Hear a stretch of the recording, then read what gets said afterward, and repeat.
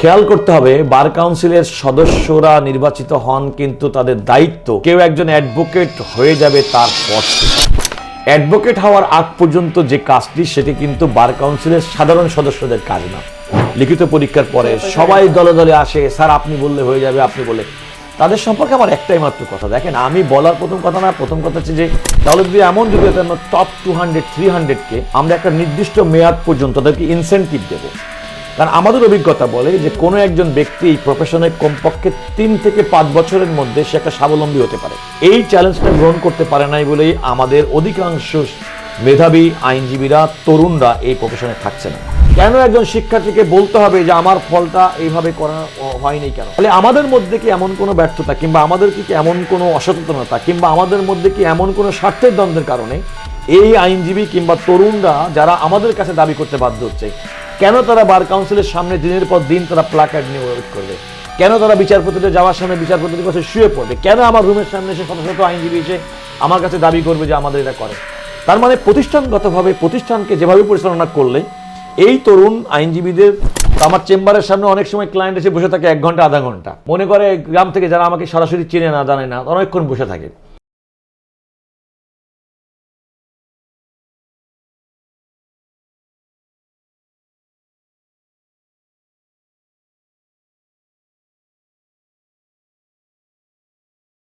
Sir, আপনি এই মুহূর্তে আমাদের বার কাউন্সিলের একজন আমাদের এক্সিকিউটিভ কমিটির চেয়ারম্যান হিসেবে দায়িত্বরত আছেন এবং সেই সাথে আমাদের বার কাউন্সিলের লিগ্যাল এডুকেশনাল কমিটির একজন সম্মানিত সদস্য হিসেবে দায়িত্ব পালন করছেন। একই সাথে বাংলাদেশ সুপ্রিম কোর্ট বার অ্যাসোসিয়েশনের সম্পাদক হিসেবে দায়িত্ব পালন করছেন। এতগুলো দায়িত্বপূর্ণ জায়গায় আপনি থাকার কারণে আইনজীবীদের তরফ থেকে আপনার প্রতি অনেক এবং এই পদগুলোর কাছে অনেক আশা থাকে। সেই জায়গাগুলো নিয়ে আজকে আমরা কথা বলবো। তার মধ্যে সবার আগে বলতে চাই যে বার কাউন্সিল বর্তমানে আইনজীবীদের নিয়ে যত প্ল্যান করেছে বা যে সমস্ত সিদ্ধান্ত গ্রহণ করছে, বিশেষ করে শিক্ষানবিশদের ক্ষেত্রে যারা নতুন আইন অঙ্গনে আসছে, আপনি এই ব্যাপারগুলোকে কিভাবে দেখছেন বা কতটা আশাবাদী আপনি ব্যাপারগুলো নিয়ে? দেখুন, আমার যে 3টা রোলের কথা বললেন, প্রথমত যারা আপনার এই অনুষ্ঠান শুনবে কিংবা দেখবে তাদের 3টা রোল সম্পর্কে প্রথমে আসলে পরিষ্কার হওয়া দরকার। অবশ্যই বার কাউন্সিলের এক্সিকিউটিভ কমিটির চেয়ারম্যানের মূল কাজ হচ্ছে বার কাউন্সিলের কর্মকর্তা কর্মচারী প্রশাসনিক কাজের প্রধান হিসেবে দায়িত্ব পালন করা। সুতরাং একেবারে সরাসরি আইনজীবীদের জন্য সরাসরি কল্যাণে কিংবা বিষয়টা কিন্তু এমন না। এটা হচ্ছে আমার রোল। হ্যাঁ, আমি বার কাউন্সিলের একজন সদস্য হিসেবে সারা দেশের আইনজীবীদের কল্যাণে, তরুণ আইনজীবীদের কল্যাণে, তাদের পেশাগত মান উন্নয়নের জন্য, তাদের বিরুদ্ধে শাস্তিমূলক ব্যবস্থা গ্রহণ করার জন্য, তাদের এই সমস্ত প্রক্রিয়ার সঙ্গে আমি বার কাউন্সিলের সদস্য হিসেবে আমার ভূমিকা আছে। আপনি দ্বিতীয়ত বললেন সুপ্রিম কোর্ট আইনজীবী সমিতির সম্পাদক হিসেবে আমি আসলে সুপ্রিম কোর্ট আইনজীবী সমিতির সদস্যদের সিদ্ধান্তের প্রতি সম্মান প্রদর্শন করেছি। আপনারা জানেন যে এই সুপ্রিম কোর্ট আইনজীবী সমিতিতে আমি পরপর 3বার নির্বাচিত হয়েছিলাম। প্রথম 2বার আমি পূর্ণাঙ্গ মেয়াদে দায়িত্ব পালন করছি। তৃতীয়বার আমি নির্বাচিত হওয়ার 41 দিন পরে তৎকালীন ফ্যাসিস্ট সরকারের সমর্থক ব্যক্তি বহিরাগতদের দ্বারা, পুলিশ দ্বারা সুপ্রিম কোর্ট আইনজীবী সমিতির 3 তলায় অবস্থিত কনফারেন্স রুমের ব্যালট বাক্স ছিনতাই করে আমাকে অফিস থেকে বিতাড়িত করার মাধ্যমে সুপ্রিম কোর্ট আইনজীবী সমিতিতে দখলদারিত্ব করা হয়। সেই দখলদারিত্ব চলমান অবস্থায় 5 আগস্ট 2024 ছাত্র জনতার গণ আন্দোলনের মাধ্যমে আসলে যখন এই অপশক্তি বিতাড়িত হয়, তখন সুপ্রিম কোর্ট আইনজীবী সমিতির সাধারণ সদস্যরা একটা বিশেষ সভা আহ্বান করে একটা অন্তর্বর্তীকালীন কমিটি ঘোষণা করে। সেই অন্তর্বর্তীকালীন কমিটির সভাপতি হিসেবে ব্যারিস্টার এ মাহবুদ্দিন খোকনকে ঘোষণা করে, সম্পাদক হিসেবে আমাকে ঘোষণা করে। কিন্তু আমি আসলে দায়িত্ব পালন করতে সম্মত হয়নি। এই কারণে সম্মত নেই, যেহেতু আমি এই সুপ্রিম কোর্ট আইনজীবী সমিতিতে প্রত্যেকটি সদস্যের সরাসরি ভোটে নির্বাচিত সদস্য, সুতরাং অনির্বাচিত কোনো পদে থেকে দায়িত্ব পালন করার জন্য আমি সম্মত হইনি। এই কারণে খেয়াল করে দেখবেন 5 আগস্টের পরে সুপ্রিম কোর্ট আইনজীবী সমিতির যে অ্যাডহক কমিটি, অন্তর্বর্তীকালীন কমিটি দায়িত্ব পালন করছে, সেই কমিটির সভাপতি মাহবুদ্দিন খোকন এবং সম্পাদক হিসেবে ভারপ্রাপ্ত সম্পাদক হিসেবে জনাব মাহফুজুর রহমান মিলন দায়িত্ব পালন করে। আমি আমার আত্মসম্মানের জায়গা, নির্বাচিত প্রতিনিধি হিসেবে সুপ্রিম কোর্ট আইনজীবী সমিতির সম্পাদক হিসেবে দায়িত্ব করার যে অভিজ্ঞতা, এই কারণে আমি কিন্তু দায়িত্ব পালন করি না। সুতরাং সুপ্রিম কোর্টের সাধারণ আইনজীবীরা সাধারণ সভায় আমাকে সম্মানিত করার মাধ্যমে, সম্পাদক পদে ঘোষণা করার মাধ্যমে তাদের এই সিদ্ধান্তটাকে আমি অসম্মান করতে চাইনি কিন্তু আমি আমার ব্যক্তিগত বিব্রত হওয়ার কারণে এবং আমি কোনো অনির্বাচিত পদে দায়িত্ব পালন করব না, এই কারণে কিন্তু আমি সেই ক্ষেত্রে আমার সম্পাদক হিসেবে সুপ্রিম কোর্ট আইনজীবী সমিতির ফাংশনাল সেক্রেটারি আমি নই। এটা আমার সুপ্রিম কোর্ট আইনজীবী সমিতির সদস্য সবাই জানেন। আপনি তৃতীয় আমার রোলের কথা বললেন যে লিগ্যাল এডুকেশন কমিটির আমি একজন সদস্য। আপনি জানেন যে বার কাউন্সিল অর্ডার অনুযায়ী বিভিন্ন কমিটি হয়, তার মধ্যে লিগ্যাল এডুকেশন কমিটির আমি একজন সদস্য। এই কমিটির কিছু কাজ আমরা করার জন্য চেষ্টা করেছি। আমি এখনো বলছি চেষ্টা করেছি এই কারণে, খেয়াল করে দেখেন বার কাউন্সিলের নির্বাচিত সদস্য দ্বারা পরিচালিত হয়, গঠিত হয়। 5ই আগস্টের পরে অনেক সদস্য যারা নির্বাচিত ছিলেন বিগত আওয়ামী লীগের সমর্থক, বঙ্গবন্ধু আওয়ামী আইনজীবী পরিষদের সমর্থক, তারা কিন্তু কেউই বার কাউন্সিলে আসেননি। সুতরাং বার কাউন্সিলের দীর্ঘদিন পর্যন্ত একটা ডেডলক ছিল এই কমিটি পুনর্গঠনের মধ্যে। ইতিমধ্যে আমাদের নির্বাচিত কমিটির মেয়াদ চলে গেছে। সরকার কিন্তু একটা অন্তর্বর্তীকালীন কমিটি গঠন করেছে 13 সদস্য বিশিষ্ট, যার মেয়াদ আগামী জুন পর্যন্ত 1 বছরের জন্য করা আছে। সুতরাং আমরা যারা এখন দায়িত্ব পালন করছি তারা কিন্তু নির্বাচিত সদস্য হলেও আমরা কিন্তু একটা অন্তর্বর্তীকালীন কমিটি হিসেবে বার কাউন্সিলে দায়িত্ব পালন করছি। এই বিষয়গুলো পরিষ্কার হওয়া দরকার আইনজীবীদের মধ্য থেকে, তা নাহলে মনে করবে যে আমরা। সুতরাং আমি যেমন আপনি জানেন যে বিগত যে নির্বাচন হয়েছিল বার কাউন্সিলের নির্বাচনে 14 সদস্যদের মধ্যে আমরা বিএনপি সমর্থিত 4 জন মাত্র আমরা বিজয়ী হয়েছিলাম। একটা হচ্ছে আমি, ব্যারিস্টার মাহবুবুদ্দিন খোকন, জয়নুল আবেদিন, আর আঞ্চলিক সিটে হচ্ছে চট্টগ্রামের জনাব ASM বদরুল আনোয়ার। আর 14 জনের মধ্যে বাকি 10 জন বঙ্গবন্ধু আওয়ামী আইনজীবী পরিষদ থেকে তারা নির্বাচিত ছিল। বাই অপারেশন অফ ল যেহেতু তারা আসে নাই, কারণ আমাদের বার কাউন্সিলে বলা আছে যে 4 মাসের মধ্যে অনুষ্ঠিত 3টা কাউন্সিল সভায় যদি কোনো সদস্য পর অনুপস্থিত থাকেন তাহলে ওই পদের পরবর্তী ভোটপ্রাপ্ত ব্যক্তি সেখানে অটোমেটিক্যালি চলে আসবেন। তো সেই হিসেবে কিন্তু আওয়ামী লীগের সমর্থক 2 জন ব্যক্তি তারা কিন্তু এখন এই কমিটিতে আছেন। সুতরাং একজন শাহ খসরুজ্জামান সাহেব, একজন নজরুল ইসলাম খান, আর বাকিরা নিয়ে এখন 13 সদস্য বিশিষ্ট যে কাউন্সিল গঠিত হয়েছিল তার ধারাবাহিকতায় সরকার বর্তমানে অন্তর্বর্তীকালীন কমিটি গঠন করেছে, যার সদস্য সংখ্যা 13 জন এবং বার কাউন্সিলের নর্মাল সদস্য সংখ্যা থাকে নির্বাচিত 14 জন, এখন আছে 13 জন, কারণ 13 জনই একমাত্র ফাংশনাল পূর্বের কমিটিতে ছিল। তো আমি লিগ্যাল এডুকেশন কমিটির মধ্য থেকে যে আইনজীবীদের যে প্রত্যাশা, আর আরেকটা কথা মনে রাখা দরকার যে আমি অনেক আইনি ছাত্ররা যারা পরীক্ষার্থী তারা অনেকে কিন্তু আমাদের কাছে অনেক বেশি প্রত্যাশা করেন। খেয়াল করতে হবে বার কাউন্সিলের সদস্যরা নির্বাচিত হন কিন্তু তাদের দায়িত্ব কেউ একজন অ্যাডভোকেট হয়ে যাবে তারপর থেকে। অ্যাডভোকেট হওয়ার আগ পর্যন্ত যে কাজটি সেটি কিন্তু বার কাউন্সিলের সাধারণ সদস্যদের কাজ না। একটু বোঝার জন্য বলি, অনেক সময় আমাদের তরুণ শিক্ষার্থীরা বিশেষ করে যারা অ্যাডভোকেট হতে চায় তারা আমাদেরকে ভুল বুঝেন। তারা মনে করেন স্যার আপনি বললে সব হয়।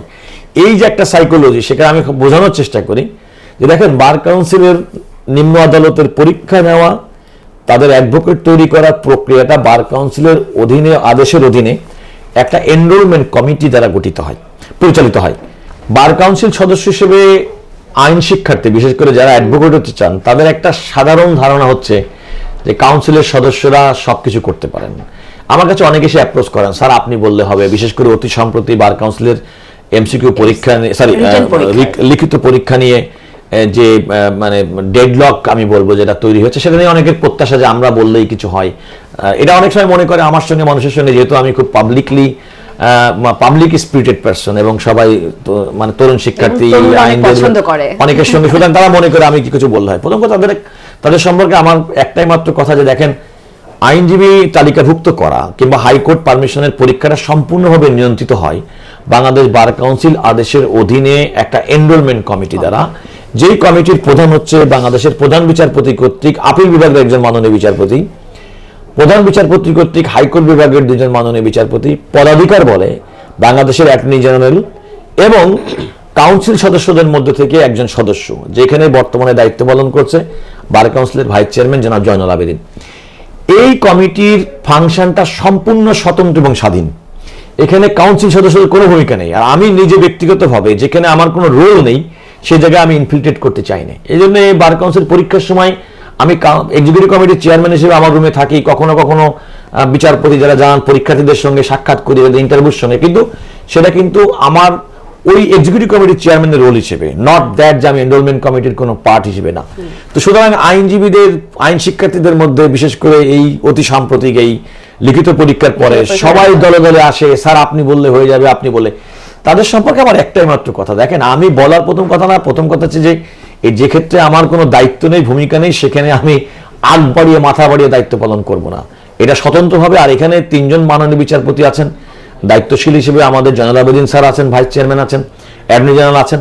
আমি বিশ্বাস করি যে আইনজীবীদের কল্যাণে, ভবিষ্যৎ যারা আইনজীবী হবেন তালিকাভুক্তির ক্ষেত্রে তাদেরও সমানভাবে তাদের প্রতি সহানুভূতি আছে, ভালোবাসা আছে। তবে সবকিছু হতে হবে আইন মাফিক, এটা আমার বড় কথা। তবে স্যার, এটা কি তাহলে আমাদের তরুণরা আইন অঙ্গনে যারা আসবে এবং তরুণ আইনজীবী যারা আছে, এটাকে আমরা আশা করতে পারি, যেহেতু আপনি কিন্তু আমাদের তরুণদের সাথে অনেক সম্পৃক্ত, অনেক বেশি কানেক্টেড, তো খুব স্বাভাবিক যে খুব দ্রুত আমাদের একজন তরুণ বা একদম নতুন যারা এসছে এই অঙ্গনে, তারা আমাদের কমিটির বরাবর গিয়ে কোনো কথা বলা বা সেগুলো নিয়ে আলোচনা করা, এটা হয়তো বা হয়ে ওঠে না, বা কিভাবে বলবে কথাটা, বা কিভাবে দাবিটা উত্থাপন করবে, কি প্রয়োজন, এটা কিন্তু হয়ে ওঠে না।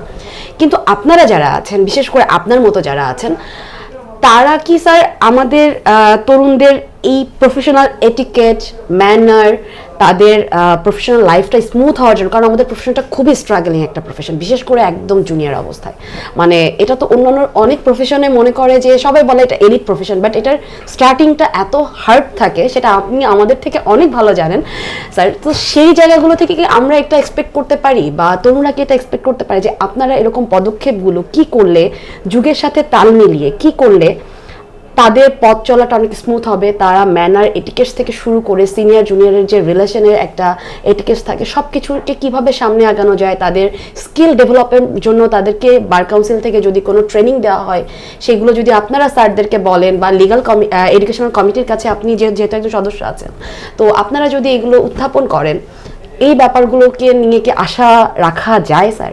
দেখুন, আসলে সবচেয়ে বড় কথা, আপনি তো বলছেন ভবিষ্যতের কথা, আমি বলছি কাউন্সিল সদস্য হিসেবে আমি কি করেছি সেটা জানা দরকার, কারণ আমি তো এই দায়িত্ব পালন করছি। সুতরাং আমি কি কি করেছি সেটা যদি না জানাই, তাহলে তো মানুষ মনে করবে যে আমরা কিছুই করি। খেয়াল করে দেখুন, এই যে বার কাউন্সিলের নিয়মিত পরীক্ষা হওয়ার যে একটা টেন্ডেন্সি, ট্রেন্ড তৈরি হয়েছে, তার কৃতিত্ব কিন্তু অনেকাংশে আমি দাবি করতে পারি।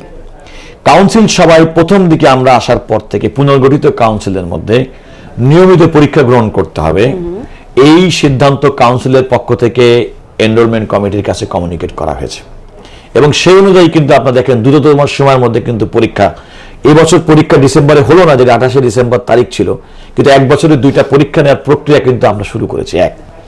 আইনজীবীদের ট্রেনিং এর জন্য আপনি যারা এখানে, আপনারা ইতিমধ্যে খেয়াল করেছেন যে আমরা ইংল্যান্ড বেসড একটা group of lawyers, Bangladeshi origin যারা ব্রিটিশ নাগরিক, একটা সিপিডি কোর্স কিন্তু আমরা চালু করেছি, এবং সেটা অনলাইনে খুব শীঘ্রই অপারেশনে যাবে। কিছুদিন আগে মাননীয় প্রধান বিচারপতি উদ্বোধন করেছেন।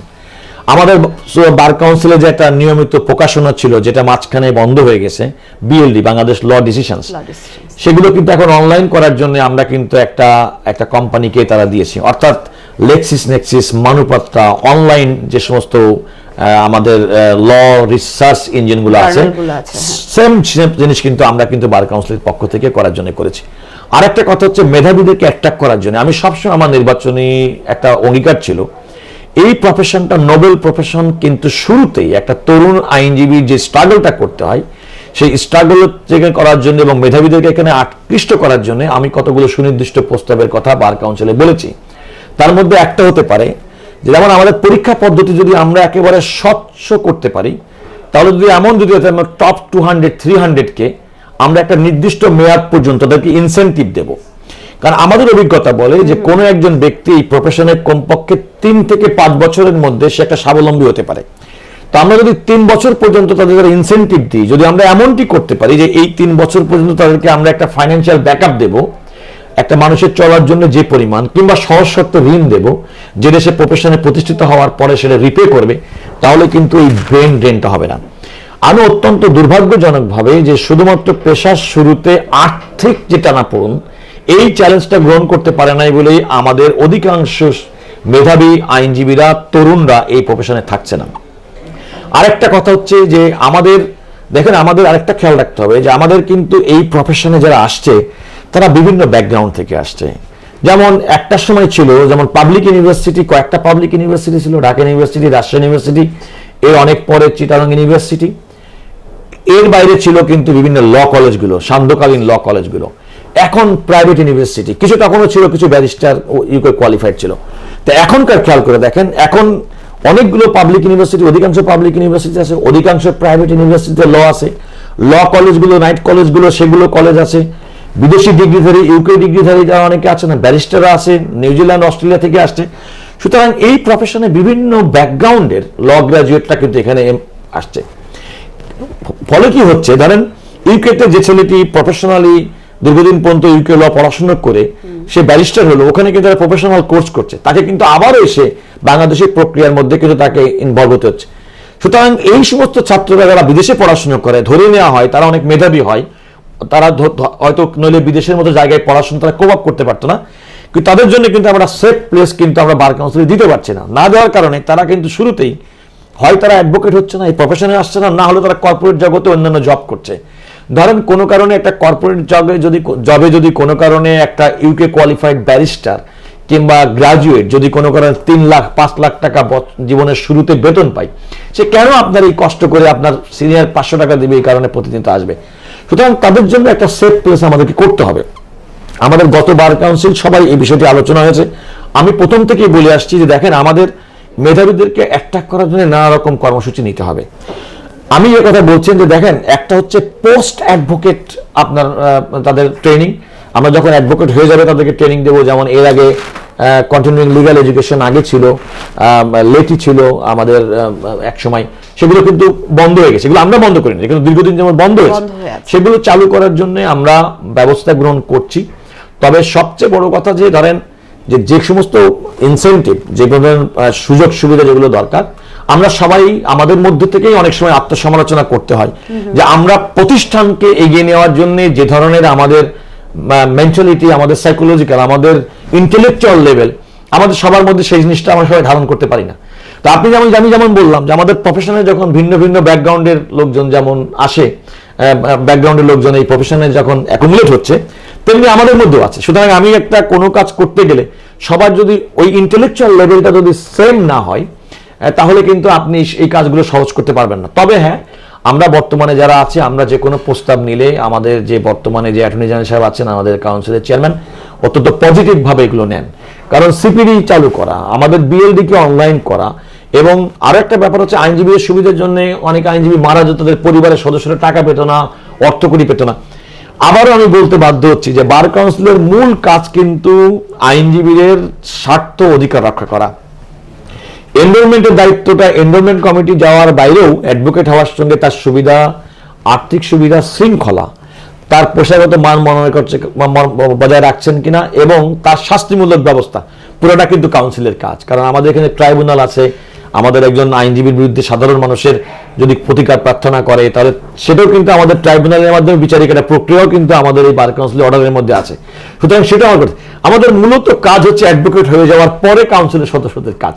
তো আমি আশা করব যে আপনার যে প্রত্যাশার জায়গাটা, এই প্রত্যাশার জায়গাটা কাজটা কিন্তু খুব সহজ না। কারণ দীর্ঘদিন চলে আসা একটা ট্র্যাডিশনাল ওয়ে থেকে যখনই আপনি বাইরে যাবেন, তখনই কিন্তু এটা মানুষের মধ্যে নানা রকম সমালোচনা। আর এখন হয়েছে কি, আমরা যে কোনো ভালো কাজের মানুষ প্রশংসা করুক আর না করুক, কোনো একটা সমালোচনা পাইলে সেটাকে মানুষকে স্পার্ক করে।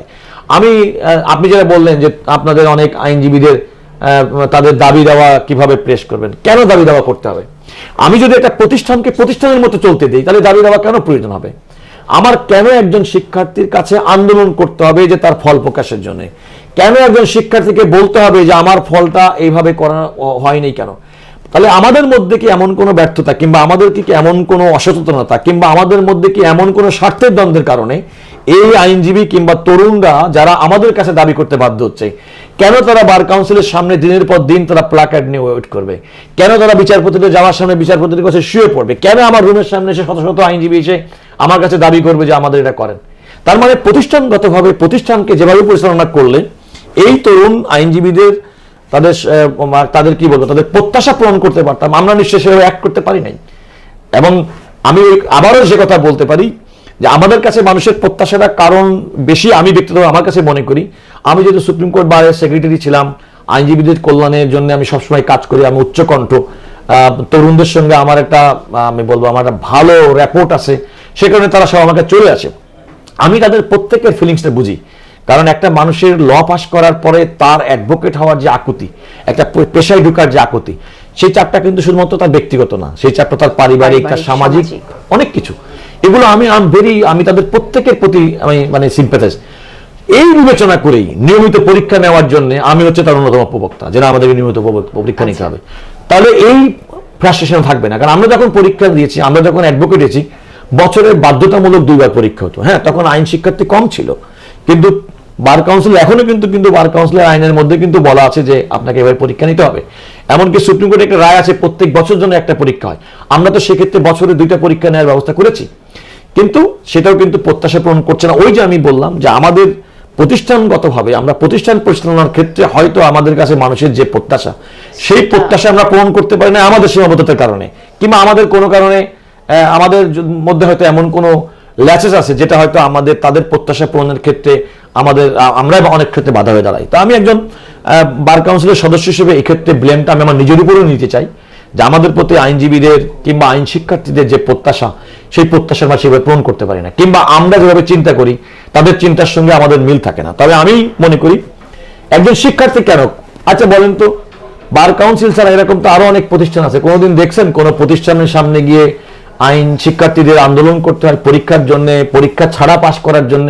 কেন করতে হবে? তার মানে আমরা একটা অব্যবস্থাপনা স্টপ গ্যাপ সিস্টেমে তো করেছি, যে মানুষ মনে করে যে একটা আন্দোলন করলে একটা কিছু পাওয়া যাবে। তা তো হওয়ার কথা না, বরং নিয়মিত পরীক্ষা হবে, স্বচ্ছভাবে পরীক্ষা হবে, সৎভাবে পরীক্ষা হবে। মেধাবীরা এই প্রফেশনে আসতে আগ্রহী হবে। আমরা হয়তো ওই আশ্বস্ত করার জায়গাটাকে সুনিশ্চিত করতে পারিনি। এটা হিসেবে আমি মনে করি কাউন্সিল সদস্য হিসেবে আমিও এই ব্যর্থতা থেকে মুক্ত না।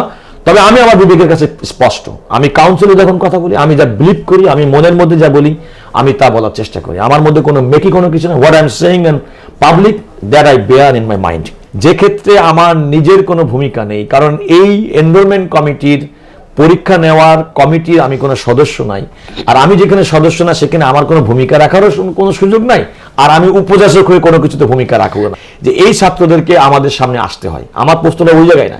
তাহলে সেই ক্ষেত্রে প্রতিষ্ঠানগতভাবে বার কাউন্সিলের কিংবা এনরোলমেন্ট কমিটির এমন কোনো ব্যর্থতা কিংবা এমন কোনো সিদ্ধান্তহীনতা ছিল, কিংবা এমন কোনো সিদ্ধান্ত ছিল যে সিদ্ধান্তের কারণে এই তরুণ শিক্ষার্থীদেরকে বার কাউন্সিলের সামনে দিনের পর দিন আন্দোলন করতে হচ্ছে, আমাদের কাছে আসতে হচ্ছে, আসার তো কোনো কারণ নেই। আমি বলছি এই আসার প্রক্রিয়াটাই আমাদেরকে বন্ধ করতে হবে। আমরা যদি আমাদের পেশাগত এবং আমাদের প্রতি যে দায়িত্ব দেওয়া হয়েছে অ্যাজ কাউন্সিল সদস্য কিংবা এনরোলমেন্ট কমিটির সদস্য, আমরা যদি সততার সঙ্গে, আমরা যদি নির্ভীকভাবে, আমরা যদি আমাদের দায়িত্ব পালন করি কিংবা করতাম, তাহলে এই ধরনের পরিস্থিতি সৃষ্টি হতো না বলে বিশ্বাস করি। এবং আমি মনে করি যে ভবিষ্যতে যে দায়িত্ব পালন করবেন, তিনি সৎ থেকে তার হার্টের সঙ্গে, তার সততার সঙ্গে, পেশাদারিত্বের সঙ্গে, আর সবচেয়ে বড় কথা, কেউ কোনো কারণে কারো ব্যক্তিগত স্বার্থে কিংবা সমষ্টিগত কিংবা একটা গোষ্ঠীগত স্বার্থের জন্য প্রতিষ্ঠানকে ব্যবহার করবে না। আমি একটা প্রতিষ্ঠানের দায়িত্ব পালন করেছি সাময়িক, কিন্তু এই প্রতিষ্ঠানটা কিন্তু সারা জীবন থাকবে। আমি যে কি ভূমিকা পালন করলাম, আমি বলি সবসময়, দেখেন আমাদের এই প্রফেশনের সততা সম্পর্কে আমি একটা সবসময় কথা বলি, আমার মরহুম সিনিয়র খন্দকার মাহবুদ্দিন আহমেদ সাহেব সবসময় বলতেন, এবং আমার ধারণা যে আমার দেখা কিংবা এই তাকে দেখেছে এমন ব্যক্তি, সততা, কর্মনিষ্ঠা, একজন আইনজীবী হিসেবে খন্দকার মাহবুদ্দিন আহমেদের প্যারালাল আগামী 1000 বছরে বাংলাদেশে কেউ তৈরি হবে কিনা সন্দেহ। এমন একজন ব্যক্তির কাছ থেকে আমি জীবনের নীতি, নৈতিকতা, সততা এবং পেশাদারিত্ব শিখেছি। তিনি সবসময় বলতেন যে দেখো, কোনো এক বালতি দুধের মধ্যে যদি 1 ফোঁটা চুনা পড়ে, তাহলে কিন্তু এই দুধটা কিন্তু সম্পূর্ণ নষ্ট হয়ে যায়। সুতরাং তোমার পেশাগত জীবনের ডে 1 থেকে শুরু করে তুমি তোমার নিজেকে যেভাবে গড়ে তুলবা, মানুষ কিন্তু তোমাকে সেভাবে দেয়। তুমি যদি একটা দিনের জন্য, একটা সেকেন্ডের জন্য তোমার এই নীতি নৈতিকতা, তোমার সততা এবং পেশাদারিত্ব থেকে যদি বিচ্যুত হও, তাহলে তোমার সারা জীবনের অর্জন 1 সেকেন্ডের মধ্যে ধ্বংস হয়ে যাবে। এবং তখন কিন্তু মানুষ তোমার সারা জীবনের ভালো কাজের বিচার করবে না, তোমার একদিনের 1 ফোঁটা কাজের খারাপ কাজ থেকে তোমাকে মূল্যায়ন করবে। উনি আরেকটা কথা বলতেন যে দেখেন, যে কোনো জাতির এবং মাছের পচন শুরু হয় মাথা থেকে। উনি আমাদের প্রফেশনটাকে সবসময় বলতেন যে আমরা এই প্রফেশনে যারা আছি, তারা বাংলাদেশের মতো একটা আর্থসামাজিক অবস্থার মধ্যে একটা নির্দিষ্ট স্বীকৃত শ্রেণীর প্রতিনিধিত্ব আমরা করি আইনজীবীরা। আমাদের এই প্রফেশনে যদি পচন করে, তাহলে পুরো জাতি কিন্তু ধ্বংস হয়ে যাবে। তো সুতরাং আমরা যারা দায়িত্ব পালন করি, পেশাদারিত্ব করি, এই ধরনের প্রতিষ্ঠানে যারা আইনজীবীরা ভোট দিয়ে নির্বাচিত করে আমাদেরকে পাঠিয়েছেন, আমি আবারও বলছি, আমি কিন্তু সারা দেশের আইনজীবীদের ভোটে নির্বাচিত সদস্য। নট দ্যাট যে কারো দয়া দাক্ষিণ্যে কিন্তু হয় নাই। যেহেতু দয়া দাক্ষিণ্য হয়নি, সুতরাং আমার গলার জোরটা অনেক বেশি। এবং আরো একটা কথা বলি, সুপ্রিম কোর্ট আইনজীবী সমিতির সদস্যরা আমাকে ভোট দিয়ে নির্বাচিত করেছেন। সুপ্রিম কোর্টের ইতিহাসে সম্পাদক পদের সর্বোচ্চ সংখ্যক ব্যবধানে আমি পাশ করা ব্যক্তি, সুতরাং আমার গলার স্বর কিন্তু সেরকম হবে। আমি সুপ্রিম কোর্ট আইনজীবী সমিতিতে দায়িত্ব এই কারণেই, কোনো অনির্বাচিত সম্পাদকের পদে আমাকে আইনজীবীরা আমাকে ঘোষণা করলেও আমি কিন্তু সেই পদ গ্রহণ করিনি, দায়িত্ব পালন করি নাই। এই নীতি নৈতিকতার জায়গাটা, ওই যে আমি বলেছি যে আমি এমন একজন ব্যক্তি খন্দকার মাহমুদ্দিন সাহেবের, আহমেদ সাহেবের নীতি নৈতিকতা থেকে বড় হয়েছি, ওনার আদর্শ থেকে নিয়ে বড় হয়েছি, সুতরাং এই কারণে এ থেকে বিচ্যুত কখনো হয়নি, আর ভবিষ্যতে হবো না। আমি আমার তরুণ বন্ধুদেরকে বলবো যে দেখেন, এই সমস্ত কথাগুলো শোনা কিন্তু অনেক সহজ, বাস্তবায়ন করা অনেক কঠিন। তারপরে আমি বলবো দেখেন, এই যদি পেশাগত যদি শিক্ষা নাও থাকে, আমাদের যে পারিবারিক শিক্ষা, মিথ্যা কথা বলো না, সৎ জীবনযাপন করো, যদি সেটাও মেনে চলেন, কারণ অসততা করলে জীবনে কি পরিণতি ঘটে 5ই আগস্ট 2024 বাংলাদেশের মানুষের চোখে আঙুল দিয়ে দেখিয়ে দিয়েছে যে আপনি দীর্ঘদিন পর্যন্ত চলে আসার অব্যবস্থাপনা, অন্যায় করতে করতে এমন একটা সময় কি করুণ পরিণতি ভোগ করতে হয়, এটা আমাদের যে কোনো ক্ষেত্রে আমাদের প্রত্যেকের স্মরণ রাখা উচিত। আমি আমার ব্যক্তিগতভাবে জীবন চলার ক্ষেত্রে এই কথাটি সবসময় স্মরণ রাখি, this is not my last day. এটা আমি কোনো সময় মনে করি না যে আমি আজকেই করে যাব, কেউ আমাকে দেখবে না, তা না। আমাকে আরো জীবন থাকতে হবে, প্রতিষ্ঠানকে বাঁচিয়ে রাখতে হবে, আমার বংশ পরম্পরা, আমার কন্যা সন্তান সেও এই প্রফেশনে আসবে। সুতরাং এই প্রফেশনটাকে আমার শেষে কোনো কারণে না শুনে যে আমার বাবা একটা টাউট ছিল, আমার বাবা একটা চোর ছিল, আমার একটা দুর্নীতিবাদ ছিল, আমার ঘুষ করছিল, আমার বাবা জজ সাহেবদের সঙ্গে লাইন করে অর্ডার নিত, আমার বাবা একটা কি বলবো, যে একটা মানে এই টাইপের মানুষ ছিল, একটা সময়ের পরিবর্তন হয়ে মানুষের উপরে প্রভাব বিস্তার করে জীবনে এই পয়সা আমাদেরকে অর্জন করে খাইয়েছে, তা না। আমি চাইবো আমার সন্তান গর্ব করে বলবে যে আমার বাবা মেধা, মননে, সততায় এমন একজন ব্যক্তি ছিলেন যে আমি তার সন্তান হিসেবে সেটা সেই লেগেসি মেনটেন করি। আমার যেহেতু পিতা আইনজীবী ছিলেন না, আমার সিনিয়র খন্দকার মাহমুদ্দিন আহমেদ সাহেব, তার সঙ্গে সাহচর্য থেকে আমি বড় হয়েছি, সুতরাং আমি তার লেগেসি মেনটেন করি in terms of my honesty, in terms of my professionalism, in terms of my manner, my characteristic, everything. I follow Khandaker Mahmuddin Ahmed to its fullest. Sir, আপনি আরেকটা কথা বলছিলেন যে বার কাউন্সিলের যখন আমরা অ্যাডভোকেট হয়ে যাই, তারপরে তাদের কিছু নিয়ম কানুন থেকে শুরু করে, ড্রেস কোড থেকে শুরু করে, এই ব্যাপারগুলো নিয়ে আমাদের বেশ কিছু গাইডলাইন আমাদের আছে, রুলস অ্যান্ড অর্ডার আছে। স্যার, আপনার কি মনে হয় যে আমরা আইনজীবীরা বিশেষ করে গাউন কিভাবে ক্যারি করতে হবে লোয়ার কোর্টে, এটা আরও বেশি, আমরা কি আসলে আমাদের ড্রেসের উপরে, কারণ আমার কাছে মনে হয় যে আমরা আইনজীবী হিসেবে আমাদের ওয়ার্ডরোবে এই কালো কোট এবং গাউন, এটার মতো দামি, এবং আমাদের ব্যান্ড, এটার মতো দামি কোনো ড্রেস আছে বলে আমার কাছে মনে হয় না। তো সেই জায়গা থেকে আমরা কি আসলে আমাদের ড্রেসটাকে, কারণ অনেক সময় দেখা যায় একজন সিনিয়র চলে যাচ্ছেন, গাউনটা একেবারে নিচে মাটির সাথে মিশে যাচ্ছে, পেছনে যে নামছে, কারণ ঢাকা কোর্ট যদি আমি বলি খুবই জনবহুল একটা জায়গা, পেছনে যখন কেউ নামছে কারোর হয়তো বা পাড়া পড়ছে গাউনটাতে। এটাকে আপনি মানে আমাদের এই প্রফেশনে আমাদের এটা তো অনেক বড় একটা পাওয়ার জায়গা, এবং এই মানে এই ড্রেসটা যখন আমরা পরি একটা পাওয়ার চলে আসে আমাদের ভেতরে, যে আমি তখন একটা জায়গায় যাচ্ছি, একটা মানুষের কণ্ঠস্বরকে রিপ্রেজেন্ট করছি, তার জন্য জাস্টিস আনতে যাচ্ছি। সেই ইউনিফর্মটাকে আমরা আসলে কিভাবে ব্যবহার করছি, আপনি কিভাবে দেখেন? না দেখুন, এটা তো আপনি যেটা বললেন সেটা তো আমি বলবো যে সংশ্লিষ্ট ব্যক্তির রুচির ব্যাপার। আপনি একটা এই প্রফেশন পরিচালনা করছেন, যে প্রফেশন হচ্ছে দিয়ে আপনি নিজে পরিচালিত হন, নিজের জীবন চালান, সংসার চালান নিজের, তো আপনাকে তো তার প্রতি একটা সম্মান থাকতে হবে। এবং আমাদের আইনজীবীদের সবচেয়ে বড় বৈশিষ্ট্য হচ্ছে এই যে আপনি ড্রেস কোডের কথাটা বললেন, তো সেক্ষেত্রে তো আপনি যেটা বললেন সেরকম তো আমরাও হরহামেশা দেখে থাকি। ইভেন আমাদের কোর্টের যে ড্রেস কোড, সেগুলো আমরা অনেক সময় অনেককে দেখি যারা পাবলিকলিও এক্সপোজ করেন, সেটা উচিত না, কারণ এই ড্রেস কোডটা এক্সক্লুসিভলি ফর দ্য কোর্ট আমাদের জন্য। সুতরাং আমাদের এই ড্রেস কোডটা আমরা আদালত এবং আমাদের আইন পেশার বাইরে যদি কেউ ব্যবহার করেন, সেটাও কিন্তু আমি মনে করি যে সেটা একেবারেই অন্যায়। দ্বিতীয়ত আপনি যেটা বললেন, হ্যাঁ আমাদের মধ্যে ওই যে বললাম যে আমরা ভ্যারিয়াস ব্যাকগ্রাউন্ড থেকে এসেছি, সুতরাং আমাদের যে মেন্টাল, সাইকোলজিক্যাল, কালচারাল যে ডেভেলপমেন্ট, যে একজন ব্যক্তি তো মানুষ তো সবাই জন্মগ্রহণ করে, তা শিক্ষিত এবং অশিক্ষিত, বিদ্বান এবং অবিদ্বানের মধ্যে পার্থক্যটা কি? পার্থক্যটা ওইটাই হচ্ছে যে তার চলনে বলনে, তার পেশা পরিচালনার ক্ষেত্রে সে তার পেশার মর্যাদাটা ওই পর্যায়ে সে ধরে রাখবে যে ক্ষেত্রে মানুষ মনে করে যেটা ধরে রাখা উচিত। এই যেমন আপনার দৃষ্টিতে যেটা পড়েছে আপনি একজন আইনজীবী হিসেবে, এটা কিন্তু যে কোনো মানুষের সামনে গিয়ে পড়বে। এবং এটা শুধুমাত্র আইনজীবী না, আপনি যে কোনো ব্যক্তির চলাফেরার মধ্যে যদি রাজপথেও যদি দেখেন যে মানুষ চলছে, কিংবা ধরেন আপনি যেমন বললেন গাউন, কেউ যদি গায়ে একটা চাদর পরে দেয় এবং সেই চাদরটা যদি কোনো কারণে মাটিতে পড়ে, দেখবেন 5 জন লোক বলবে যে আপনার চাদরটা ঠিক করেন।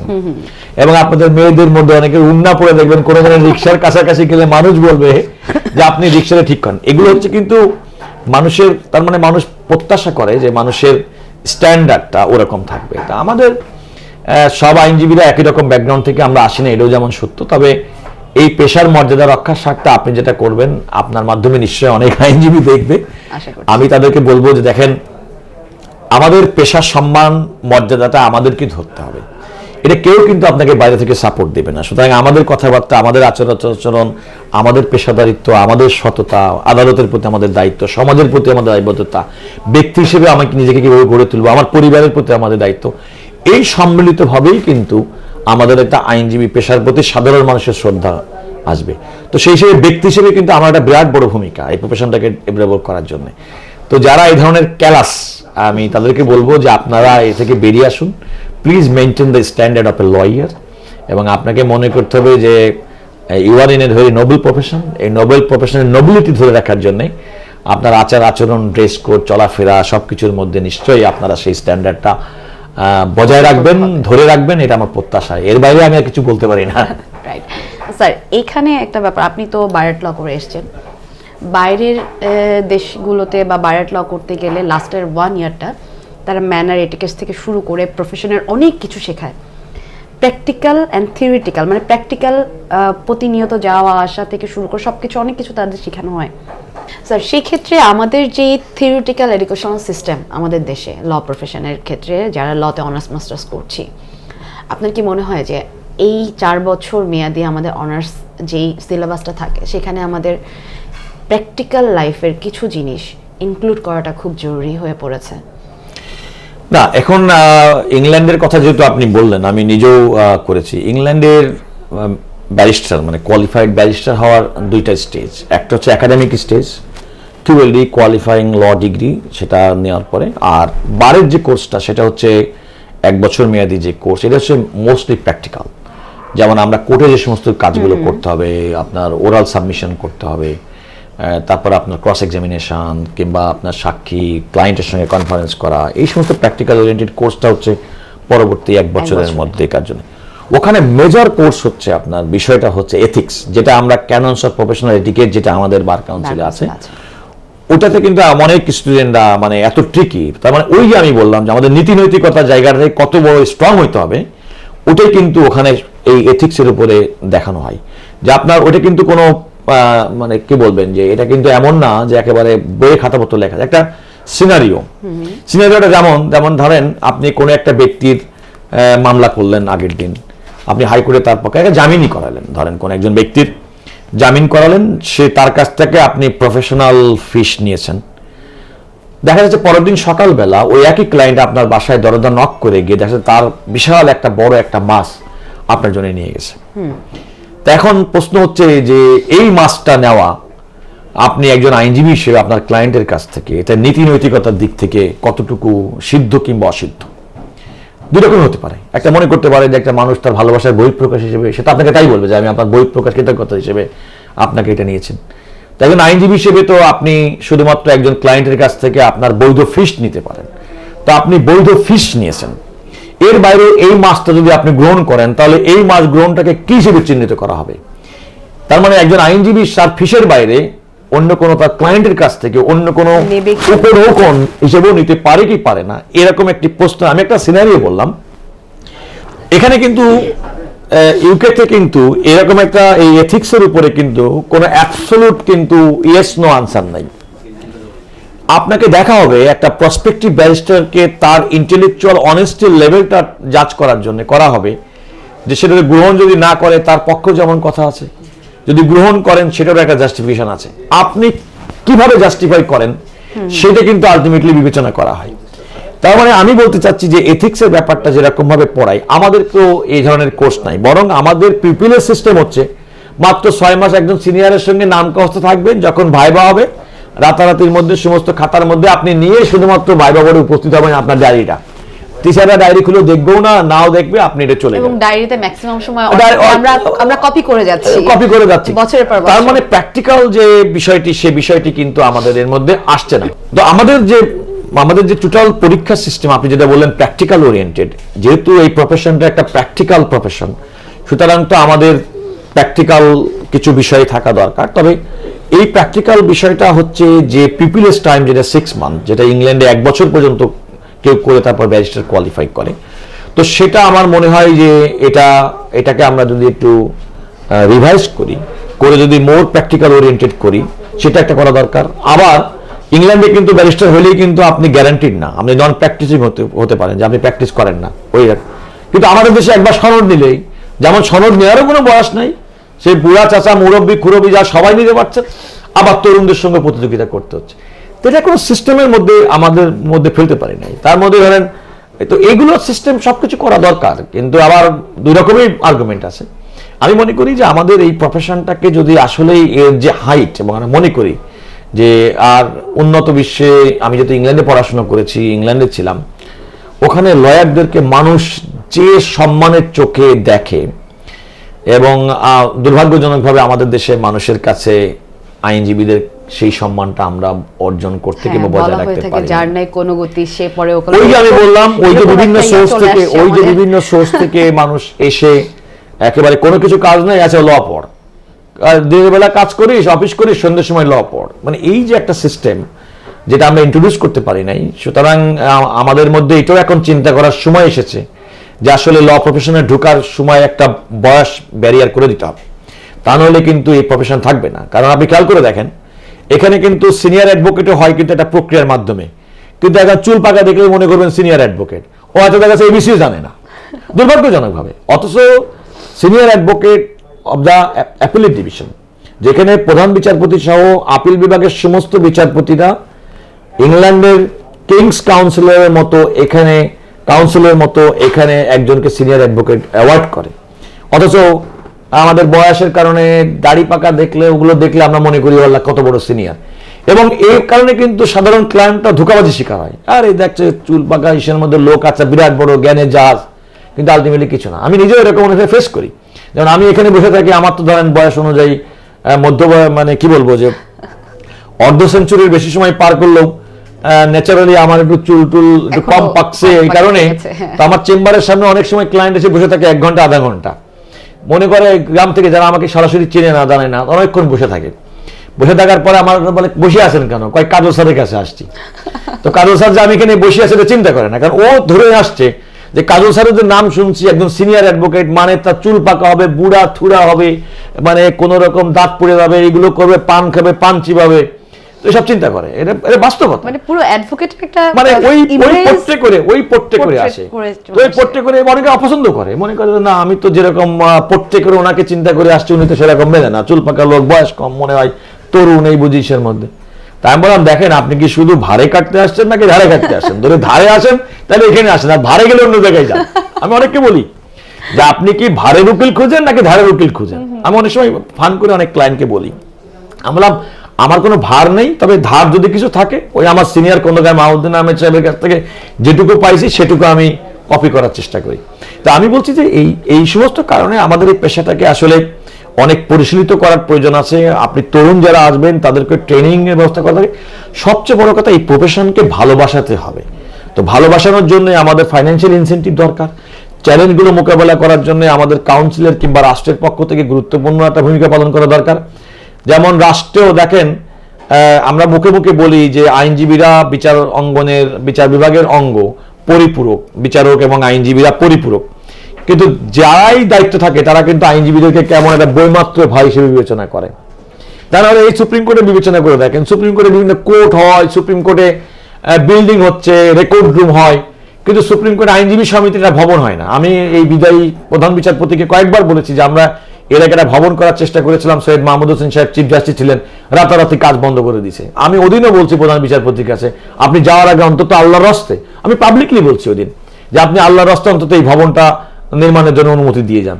তার মানে আমাদেরকে বৈমাত্র হিসেবে দেখার অন্যতম কারণ হচ্ছে যে ওই যে যে আমরা এখন সবাই ভিন্ন ধরনের জায়গা থেকে আসছি, আমাদের নিজেদের পেশার মানটা সম্মানটা নিজেদের মর্যাদাটা ওই জায়গায় ঊর্ধ্ব করতে পারিনি, সে কারণে হয়তো আমাদেরকে মানুষ এভাবে ট্রিট করে। তবে আমি আশাবাদী ভবিষ্যতে আমাদের তরুণ, অনেক শিক্ষিত তরুণরা দেশে বিদেশে উচ্চ শিক্ষা যারা গ্রহণ করেছেন তারা পেশায় আসলে আমি বিশ্বাস করি আমাদের পেশার মর্যাদা বৃদ্ধি পাবে। স্যার, যেহেতু আমাদের প্রফেশনের কথা চলে আসলাম, এখন আমি একটু জানতে চাই যে আমাদের প্রফেশনে তো ফিমেল অ্যাডভোকেটদের পদচারণাটা বিশেষ করে আমাদের লোয়ার কোর্টে, কারণ লোয়ার কোর্টটা আমাদের বেস। লোয়ার কোর্টটা আমার কাছে মনে হয় যে একটা বিল্ডিং বানানোর সময় নিচে যে কনস্ট্রাকশন ফাউন্ডেশনের যে কাজটা থাকে, যেটা সব থেকে বেশি ব্যয়বহুল এবং সব থেকে বেশি ফ্রুটফুল করতে হয় এবং ওখানে সবচেয়ে বেশি যত্ন নিতে হয়, ঠিক তেমনি লোয়ার কোর্টে কাজ শেখাটা এটা আমাদের জন্য খুব বেশি জরুরি। কিন্তু দেখা যায় যে লোয়ার কোর্টে আমাদের ফিমেল আইনজীবীর সংখ্যা অনেক কম। এমনিতে এই প্রফেশনটা অনেক চ্যালেঞ্জিং। এই ব্যাপারে আপনি কি মনে করেন এবং এখানে আমাদের ফিমেলদের আসার ব্যাপারে বা এনকারেজের ব্যাপারে কিভাবে তারা মোটিভেটেড নিজেদেরকে করতে পারে, এটা আপনি কিভাবে দেখেন? না দেখুন, আমি খেয়াল করে দেখেন, আপনি ইউনিভার্সিটিতে পড়াশোনা করেছেন, আমরা যখন বিশ্ববিদ্যালয়ে ঢাকা বিশ্ববিদ্যালয়ে ল ডিপার্টমেন্টে পড়েছি আমাদের মধ্যে কিন্তু ছেলের থেকে মেয়েদের সংখ্যা কিন্তু বেশি ছিল। এবং আমার মনে হয় এখন প্রাইভেট ইউনিভার্সিটি কিংবা অন্য ইউনিভার্সিটিতে প্রায় সমসংখ্যক নারী এবং পুরুষ শিক্ষার্থী কিন্তু থাকে। কিন্তু পেশায় আসার ক্ষেত্রে এবং এমনকি বার কাউন্সিলে যখন পরীক্ষা হয়, আমি এবারকার ডেটাও দেখেছি যে অর্ধেকের বেশি কিন্তু নারী পরীক্ষার্থী, কিন্তু তারা হয়তো সবাই অ্যাডভোকেটও হবেন, কিন্তু তারা প্রফেশনে কিন্তু ঠিকমতো আসছেন না। এর মূল কারণটা হচ্ছে আমরা একটা প্রফেশনটাকে একটা ইনস্টিটিউশনাল শেপ দিতে পারি নাই। আইন পেশাকে আমরা যতই নোবেল বলি না কেন, যতই মহান পেশা বলি না কেন, আলটিমেটলি এর কোনো একটা মানে প্রাতিষ্ঠানিক শেপ আমরা দিতে পারি নাই। কারণ একজন আইনজীবী, আমরা এই স্টাডিটি করতে পারি নাই যে আমাদের দেশের প্রকৃতপক্ষে কি পরিমাণ আইনজীবী আমাদেরকে দরকার। তো বার কাউন্সিল ধরেন একটা 40,000 50,000 আইন গ্রাজুয়েট তারা পরীক্ষা দিচ্ছে বার কাউন্সিলের জন্য, 7,000 8,000 10,000 আইনজীবী 1 বছর 2 বছরের মধ্যে তারা আসছে। এই আইনজীবীরা কাদেরকে সার্ভ করবে, কিংবা আমাদের এই সমাজে এই পরিমাণ আইনজীবী সংখ্যা প্রয়োজন আছে কিনা? তার মানে একটা প্রাতিষ্ঠানিক কোন স্টাডি আমাদের মধ্যে নাই। এবং আমাদের যারা একটু ভালো করে, যাদের হয়তো কোনো কারণে পারিবারিক ব্যাকগ্রাউন্ড আছে, হয়তো সেখানে এসে সেই পরিবেশ পাই। আর এমনিতেই এই প্রফেশনের মধ্যে, সব প্রফেশনে আমার ধারণা যে মেয়েদের এক ধরনের ভীতিও কাজ করে। আমি এই কথা স্বীকার করতে কোনো বাধা নেই যে অনেক মানে শিক্ষার্থী, নারী শিক্ষার্থীরা আইনজীবী হওয়ার পরে তারা কেন জানি আমাদের এই প্রফেশনের এই জায়গাটাকে সবসময় নিরাপদ মনে করে না। ঢাকা কোর্টের পরিবেশগত একটা বিরাট সমস্যা নারীদের ক্ষেত্রে, কারণ নারীদের ওখানকার যে হেভি ক্রাউড, অনেক সময় হয়তো মেয়েরা ওই ক্রাউডের সঙ্গে নিজেদেরকে খাপ খাইয়ে নিতে পারে না। আর একটা হচ্ছে ধরেন যে প্যাটার্নে আমাদের এই প্রফেশনটা পরিচালিত হয়, সত্যি কথা বলতে কি সবসময় তার মেধা মননের এক্সারসাইজ হয় না। অনেক সময় ওই যে একটু আগে বললাম যে অনেক সময় ভারও কাজ করে, সময়ের পরিবর্তনে রাজনৈতিক ভার থাকে, অনেক সময় গোষ্ঠীগত ভার থাকে। তো এই সমস্ত ভারের কারণেও কারা কখন যে কার ভার কখন বাড়ে কখন কমে, তো সেটার পরেও অনেক সময় দেখা যায় যে ভারের মধ্যে পাল্লায় পড়লে আসেই, না হলে নাই। তো এগুলো আমাদের আত্মসমালোচনার জায়গাগুলো বের করতে হবে। তবে আমি মূল যে সমস্যা আমি মনে করি যে আমাদের এই পেশাটাকে আমরা আসলে প্রাতিষ্ঠানিকীকরণ করতে পারি নাই, ইনস্টিটিউশনালাইজ করতে পারি নাই। সেই কারণে আমার মনে হয় যে নারী শিক্ষার্থী, নারী আইনজীবীদের পদচারণা কম। এবং আমাদের সুপ্রিম কোর্টেও তাই। আমাদের সুপ্রিম কোর্টে এখন প্রায় সর্বশেষ অনুযায়ী প্রায় 17,000 আমাদের আইনজীবী হবে, কিন্তু আমার লাস্ট স্টাডি যখন আমাদের 11,000 মতো আইনজীবী ছিল, তখন নারী আইনজীবীর সংখ্যা ছিল মাত্র 1300, তো অনেক কম। সুতরাং ওই বিবেচনা যদি করেন তাহলে তো আসলেই একেবারেই কম। বিশেষ করে আমাদের জনসংখ্যা যেখানে মোটামুটি সমান সমান নারী পুরুষে, সেখানে এই পেশায় এত কম সংখ্যক নারীর অংশগ্রহণ। নারীদের আরো রকম অনেকগুলো চ্যালেঞ্জ আছে, আজকের আপনার পডকাস্টে হয়তো সব কথা বলা সম্ভব হবে না। দেয়ার আর সাম চ্যালেঞ্জেস যেগুলো আমরা বিভিন্ন সময় শুনে থাকি। তবে আমি পার্সোনালি অনেককে এনকারেজ করি এবং নারীদেরকে এনকারেজ করি। আমার নিজের মেয়েও সে এই প্রফেশনে আসছে, আমার চেম্বারে ইতিমধ্যে জয়েন করেছে। সুতরাং আমি নারী শিক্ষার্থী, নারী আইনজীবী যারা আছেন তাদেরকে বলবো যে at the end of the day সব কাছে স্ট্রাগল আছে, এই স্ট্রাগলটা মেনে নিয়ে যদি প্রফেশনে থাকেন, at the end of the day দিনের শেষে হাসিটা সেই হাসবে যিনি এই প্রফেশনে সফল হবেন। আমাদের দেখা যায় হচ্ছে ন্যায় বিচার নিয়ে আমরা অনেক কথা বলে থাকি, জাস্টিস নিয়ে কথা বলে থাকি। আপনার কি মনে হয় আমাদের দেশের পার্সপেক্টিভে জাস্টিস কি আছে? হ্যাঁ, নাকি জাস্টিস তো না, আপনি যেটা বলছেন যে আপনি যদি খুব মানে ইউরোপ আমেরিকার স্ট্যান্ডার্ডের জাস্টিসের কথা বলেন তাহলে তো এক্ষেত্রে অনেকের সমালোচনা থাকে, কিন্তু আমাদের দেশে যে জাস্টিস একদম নেই তা কিন্তু আমি বলবো না। তাহলে আমরা করে খাচ্ছি কিভাবে, আমরা এভাবে সৎ পেশা পরিচালনা করি কিভাবে? অনেক সমালোচনা আছে, কিন্তু একথাও সত্যি আমাদের আইন আদালত ফাংশন করে। আর সবচেয়ে বড় কথা, ওই যে আগেই আপনার শুরুতেই বলেছিলাম যে দুষ্ট চক্রের একজন ব্যক্তির জন্য অনেক মানুষ ক্ষতিগ্রস্ত হয়। তো আমাদের এই প্রফেশনের মধ্যে, আমাদের বিচার অঙ্গনের মধ্যে সবাই যে নীতি নৈতিকতার জায়গায় যে ওই রকম উচ্চ আসনে আসেন তা তো মনে করার কোনো কারণ নেই। ওই যে বললাম, প্রতিষ্ঠানের একজন যদি খারাপ ব্যক্তি থাকে তার কারণে পুরো প্রতিষ্ঠানকে মেলাইন করা হয়, তো সেরকম আমাদের বিচারকদের মধ্যেও এরকম দু একজন থাকতে পারে এবং আছে। কারণ ইতিমধ্যে আমরা দেখেছি, বিশেষ করে 5ই আগস্টের পরে বর্তমান অন্তর্বর্তীকালীন সরকার নিম্ন আদালতে জেলা জজ পর্যায়ের অনেকগুলো বিচারককে তারা চাকরি থেকে বিচ্যুত করেছেন, তাদের বিরুদ্ধে দুদকের তদন্ত হচ্ছে, তাদের সম্পর্কে অনেক পত্রিকাতে নিউজ হয়েছে। আমাদের উচ্চ আদালতের অনেকজন প্রায় 1 ডজনের মতো বিচারপতি তাদেরকে অপসারণ করা হয়েছে কিংবা তারা পদত্যাগ করেছেন। তাদের অনেকের বিরুদ্ধে ঘুষ দুর্নীতির অভিযোগ আছে, একথা মনতে কোনো, তো এটা তো এক্সিস্ট করে। আবার একথাও সত্যি যে আমাদের মধ্যে অনেক সৎ যোগ্য বিচারপতি আছেন যারা তাদের সততা এবং যোগ্যতার কারণে হয়তো তাদেরকে প্রপার মূল্যায়ন করা হয়নি, এমনও আছে। আর আমাদের আইন পেশার মধ্যেই আমরা যারা পেশা পরিচালনা করি, যারা মাথা উঁচু করে সৎভাবে জীবনযাপন করার চেষ্টা করি এবং মনে করি যে আমাদের পেশায়, আমাদের জীবনের আয়ে বিন্দুমাত্র কোনো কালিমা নেই, যারা মনে করি যে এই পেশা আমার বংশ পরম্পরায় চলবে, সুতরাং আমি এমন একটা লেগেসি রেখে যাব যে আমার সন্তান, তার সন্তান, তারা এই প্রফেশনে এসে আমাদেরকে নিয়ে গর্ব করবে। যারা এই মানসিকতা সবসময় ধারণ করেছি, নীতি নৈতিকতা, পেশাদারিত্বের সঙ্গে পেশা পরিচালনা করছি, এমন যেমন আছে তেমনি এই প্রফেশনের মধ্যে সময়ের পরিবর্তনে মানুষের রং পরিবর্তন হয়, মানুষের আচরণ পরিবর্তন হয়। কিছুদিন আগে হয়তো যে ব্যক্তিটার আইনজীবী, তার কোনো অবস্থান ছিল না, হয়তো রাতারাতি সে নিজে একটা বিরাট বড় একটা হয়, কিন্তু এই প্রফেশন তো রাতারাতি বড় হওয়ার কোনো ব্যাপার না। ওই জন্য বললাম ধার এবং ভারের যে পার্থক্য, কেউ হয়তো অকস্মাৎ সময়ের পরিবর্তনে ভার এত বেশি হয়ে যায় যে তখন ভারটাই মুখ্য হয়ে ওঠে এবং মানুষ সেটা হিসেবে মূল্যায়ন করে, কিন্তু সেটা মূল্যায়ন করা উচিত না। এই প্রফেশনে আইনজীবীদের মূল্যায়ন হওয়া উচিত তার নীতি নৈতিকতা, তার পেশাদারিত্ব, তার সততার উপর ভিত্তি করে। একজন বিচারকের মূল্যায়ন হওয়া উচিত তিনি কতটুকু ন্যায়পরায়ণ, ন্যায়নিষ্ঠ, সৎ এবং তিনি মানুষের প্রত্যাশা ন্যায় বিচারটা করেন কিনা। একজন বিচারক কিংবা একজন আইনজীবীর পেশা পরিচালনা করার ক্ষেত্রে, তার বিচারক জজিয়তি করার ক্ষেত্রেও ভুল হতে পারে। তিনি উদ্দেশ্যমূলকভাবে কোনো অন্যায় বিচার করেন কিনা, কারো পক্ষে কিংবা বিপক্ষ গ্রহণ করেন কিনা, এটা আমাদেরকে বিবেচনা করতে হবে। আমি আমার পেশা পরিচালনার ক্ষেত্রে আমি আমার ক্লায়েন্টের প্রতি যে দায়বদ্ধতা, যেমনটি আমি মনে করব সমাজের প্রতি আমার দায়বদ্ধতা আছে। যেমন আমরা ফ্যাসিবাদ উত্তর একটা নতুন বাংলাদেশ পেয়েছি, সুতরাং আমার কার্যক্রম, আমার পেশা পরিচালনার ক্ষেত্রে হয়তো বলতে পারেন, কিন্তু আমি কোনো কারণে আমার পেশা পরিচালনা করার মাধ্যমে কিংবা আমি এমন আমার কার্যক্রমের মাধ্যমে দেশের এবং জাতির প্রতি আমার যে কমিটমেন্ট, সেই কমিটমেন্ট থেকে আমি সরে যাচ্ছি কিনা, আমি আমার কার্যক্রমের মাধ্যমে আমি এই দেশে পুনরায় ফ্যাসিজমের উত্থান কিংবা ফিরে আসার ফ্যাসিলিটেট করছি কিনা, আমার কোনো কার্যক্রমের মাধ্যমে এই রাষ্ট্র এবং দেশকে কোনো ক্ষতি করছে কিনা, আইনজীবী হিসেবে, মানুষ হিসেবে, দেশের নাগরিক হিসেবে সেটাও কিন্তু আমার বিবেচনা রাখতে হবে। সুতরাং আমার ক্লায়েন্ট শুধুমাত্র আমাকে ফি দিল এবং যে কোনো ক্লায়েন্ট আমাকে নিয়োগ করার সঙ্গে সঙ্গে তারপরে ঝাঁপিয়ে পড়লাম, এটা আমার মনে হয় একজন আইনজীবী হিসেবে, দেশের সচেতন নাগরিক হিসেবে এবং 5ই আগস্ট 2024 পরবর্তী বাংলাদেশের আইনজীবীর কাছে সাধারণ মানুষের প্রত্যাশা না। সুতরাং এই সমাজের নাগরিক হিসেবে আমি মনে করি ওই মানুষের প্রত্যাশা আমাকে পূরণ করতে হবে আমার পেশা পরিচালনার ক্ষেত্রে।